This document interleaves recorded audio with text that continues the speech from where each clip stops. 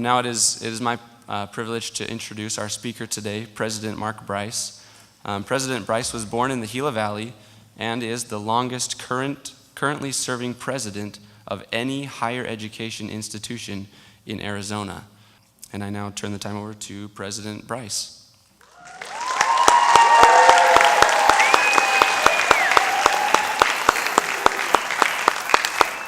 Fellow students, members of the District Governing Board, honored guests, and friends, we thank you for being here, for coming to the Gila Valley, and we welcome you to Eastern Arizona College. I am President Mark Bryce, and I am a fighting Gila monster.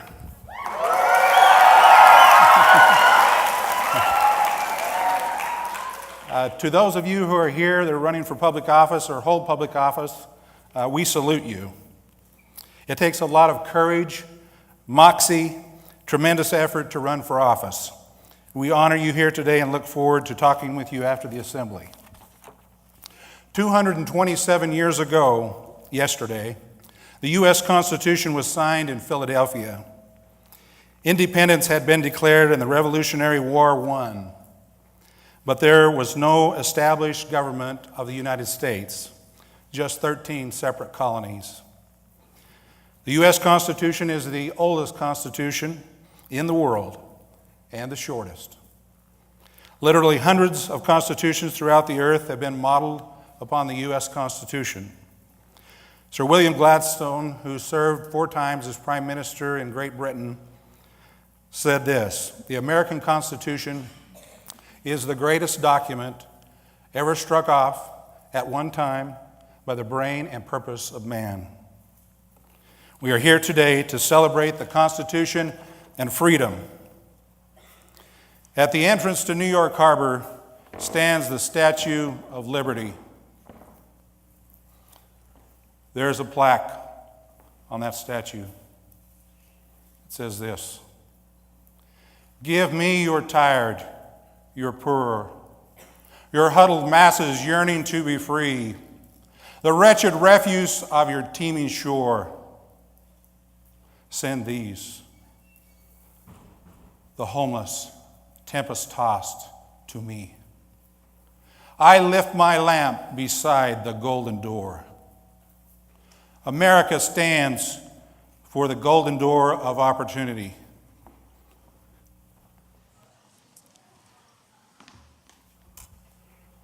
From the golden door to the golden gate and beyond, America stands for freedom. Freedom is precious. As a matter of fact, throughout history, there has been little freedom upon this earth. The almost lone exceptions are the people known in the Bible as the Israelites, who from time to time were free, and the ancient Greeks, who possessed freedom to a limited degree. Most people in history have lived as slaves, serfs, or at least the subjects of a monarch. From time to time, we take a contingent of Eastern Arizona College students to Washington, D.C. The first time I went, I was amazed at the size and the majesty of the monuments. The Capitol building, the Lincoln Memorial, with its 36 columns representing the number of states existing at the Civil War. The statue of Lincoln, sitting and pondering in great contemplation and resolute determination. The beautiful Jefferson Memorial, with its stately white pillars and dome.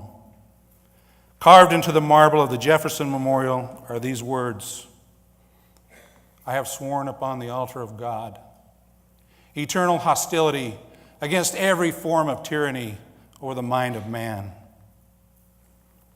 We gazed upward at the Washington Monument, that massive obelisk pointing to the sky.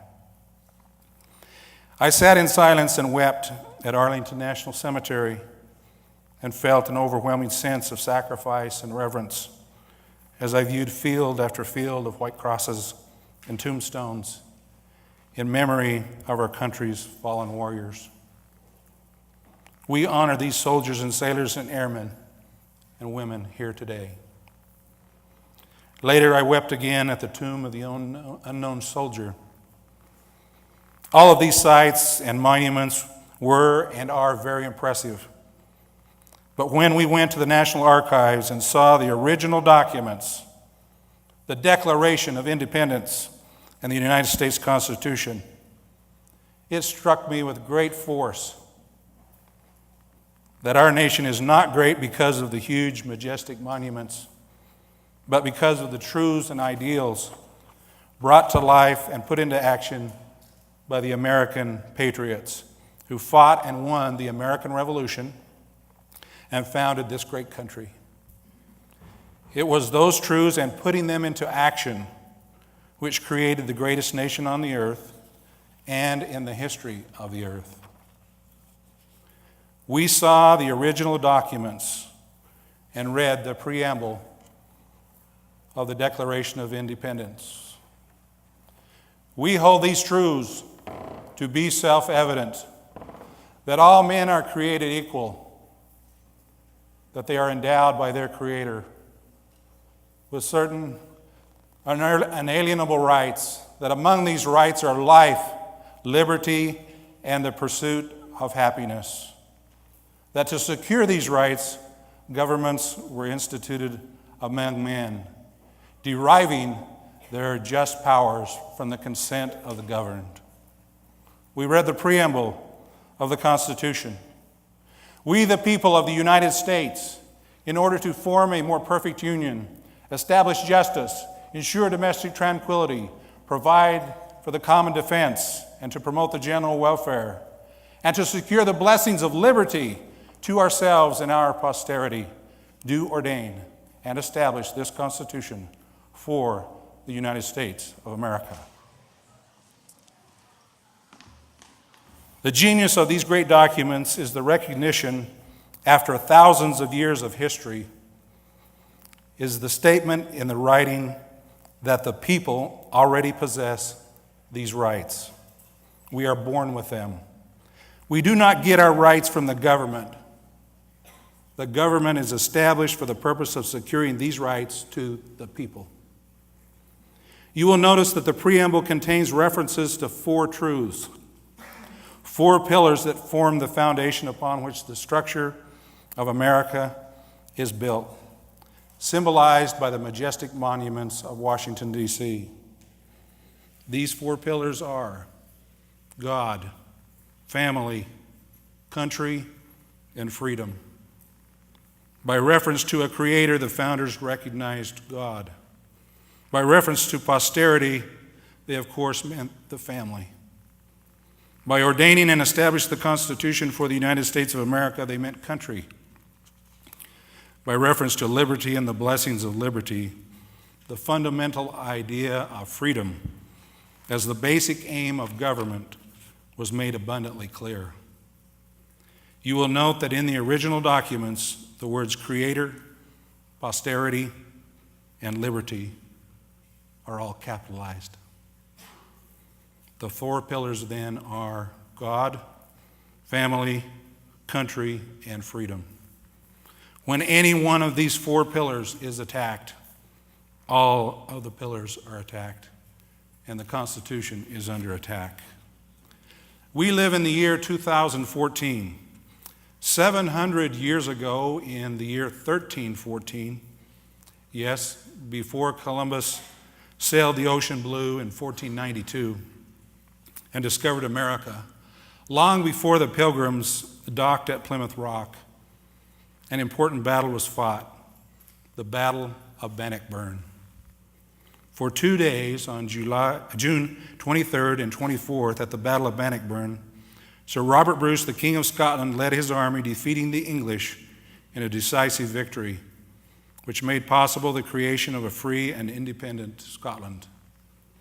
The English had captured the wife and daughter of Sir Robert Bruce and put them in prison. They then made cages and put his little daughter in the cage and hung her from the wall of a castle. Inspiring his men to the crusade of a battle, the Bruce contrasted the mechanical strength of the English with the spiritual strength of the Scottish Army. And the same four themes are present in his talk: God, family, country, and freedom. This battle and the victory changed the entire world. As the battle hung in the balance 700 years ago, out from the hunting forest came the people, the common people.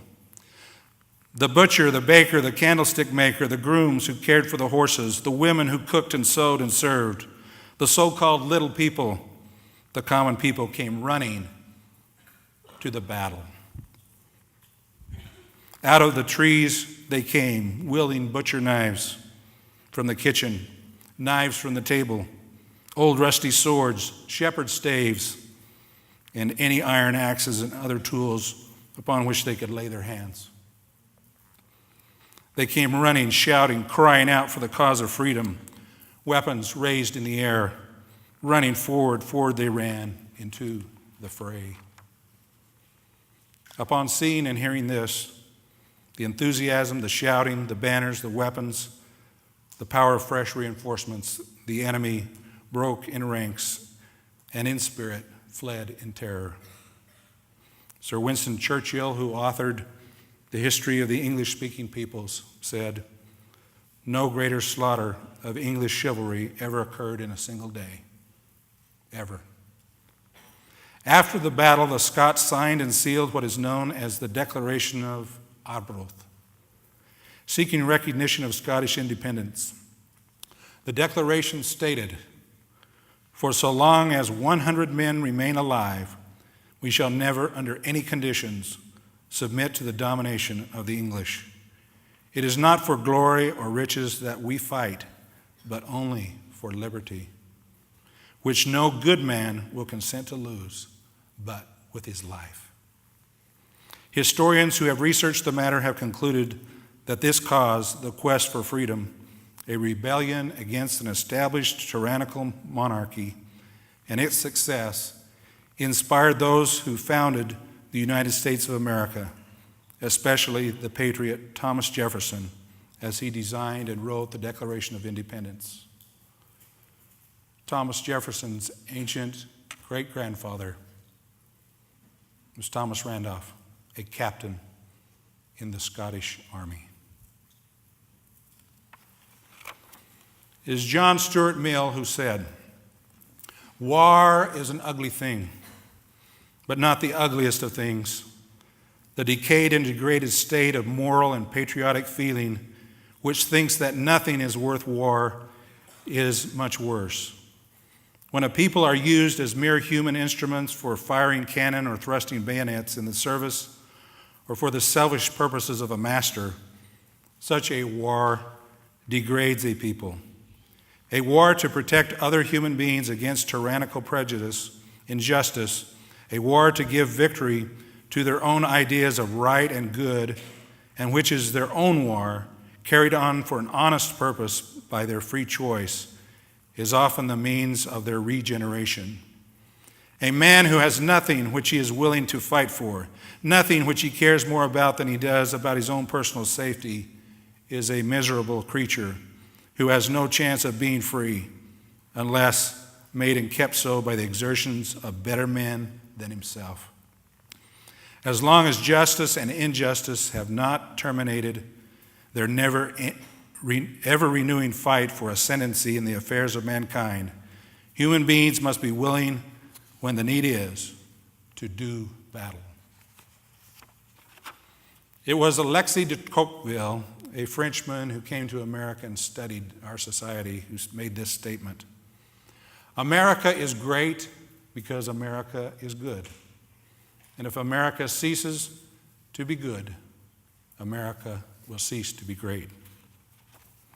George Washington, in his farewell address, asked us not to engage in the fiction that we can separate religion from morality. Washington said, quote, "Let us with caution indulge the supposition that morality can be maintained without religion. Of all the dispositions and habits which lead to political prosperity, Religion and morality are indispensable supports. In vain would that man claim the tribute of patriotism who should labor to subvert these great pillars of human happiness, these firmest props of the duties of man and citizens. The PBS website, Rediscovering George Washington, states, in 1825, Thomas Jefferson and James Madison recommended the use of Washington's farewell address at the University of Virginia as one of the best guides to the principles of American government. In 1987, we celebrated the 200th anniversary of the signing of the Constitution. The judge of the Superior Court asked that I give a talk on the Constitution in the courtroom on September 17th, 1987. While researching the subject, I discovered that many of the hundreds of constitutions adopted worldwide contain much of the same language as our Constitution. Many of these constitutions even have a Bill of Rights. This was true even if those countries were governed by a dictator or authoritarian regimes. One of these constitutions was the Constitution of the USSR, or Union of Soviet Socialist Republics. It contained much of the same language as our Constitution, but included many other rights which it listed, including the right to watch TV. In just a couple of years, in 1989, there was an uprising and the Soviet Union was later dissolved. It ceased to exist, at least for a time. And so we discover this truth, that it is not the words on the paper that make the people free. It is the people living and fighting for the principles represented by the words in the document. We should never assume that just by having a constitution we are protected from the evils of anarchy, the terror of terrorism, or those who would destroy freedom, exercise power over us, and try to make us serfs and subjects again. Some may wonder, how can great atrocities committed by dictators and tyrants ever happen? I took a course, The History of Hitler's Empire. After World War II, they interviewed some of the people and asked them, how could these things ever happen? Some 60 million people were killed in World War II. Among them, 6 million Jews in what we now call the Holocaust. The substance of the answer was this. Those good people who were interviewed said, when the rights of some small group was violated, we did not stand up. We did not speak up. We did nothing. We did nothing because it was not our group that was being persecuted. It was the Jews or the Gypsies or some other group, not us. And then it was too late. The Gestapo began to violate the rights of anyone who opposed them. The lesson of history is this, and it has been repeated many times. Injustice to one is injustice to all. We must defend the rights of even unpopular people, and we must do it early and do it as often as is necessary.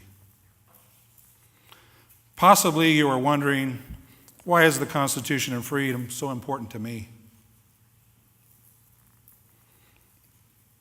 Maybe it's because my ancient grandmother is the woman, the lady, who was the wife of Sir Robert Bruce, who was imprisoned with her sister and daughter and then placed in a cage and hung on the wall of the castle.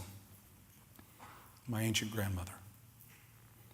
Maybe it's because my ancestors were persecuted for their religion and were thrown into the Rhine River, eventually making their way to Holland and taking a ship to America. Possibly some would call them boat people. Others may say they were undocumented. Anyway, they came early in America's history. They came in a ship. The name of the ship was the Mayflower. Maybe it's because my ancestor fought in the Revolutionary War with George Washington. Because of his service, he was given a large tract of land, and there's a huge monument erected to his honor in what was then state of Virginia, and now West Virginia. Maybe it is because my great-grandfather walked all the way from Kansas to California with the U.S. Army over 1,100 miles in the longest march of modern military history. He was only 16 years old. Maybe it's because my family fought on both sides of the Civil War. Maybe it's because my great-uncle Paul served in World War I in the trenches. He saw many die from poison gas and from the awful things we call war. He was a sensitive individual. The war damaged him emotionally. Today, we would probably call it post-traumatic stress syndrome. Unable to cope with his terrible experiences, he died an alcoholic. Maybe it's because of my Uncle Bill, who fought in Guadalcanal in the Pacific. He was shot in the shoulder and wounded. And when I saw him, he had to lay his head down to the side to comb his hair because he could not raise his arm high enough. Maybe it's because my cousin fought in Vietnam, got addicted to marijuana, and died an early death. Maybe it's because two of my cousins fought in Desert Storm in Afghanistan. Maybe it's because I'm upset and angry that some evil people would behead innocent journalists because they are Americans, British, or Christian. Maybe it's because I'm tired of hearing some say, "You cannot pray." My friends and fellow students, we need the Constitution and freedom today. It was Lincoln at Gettysburg who stated that from time to time, the people need to be rededicated to the cause of freedom, which in his words have thus far been so nobly advanced. He said at Gettysburg, it is rather for us to be here dedicated. And he said why? That government of the people, by the people, for the people, shall not perish from the earth. I hope that we, each of us, will hear, as stated in the drama and sung in the drama, Les Miserables, that we will hear the people singing the song of angry men and women. It is the music of a people who will not be slaves again. When the beating of your heart echoes the beating of the drums, America and the Constitution will be safe in the future which comes. I pray that you will be blessed, and may God bless America. Thank you.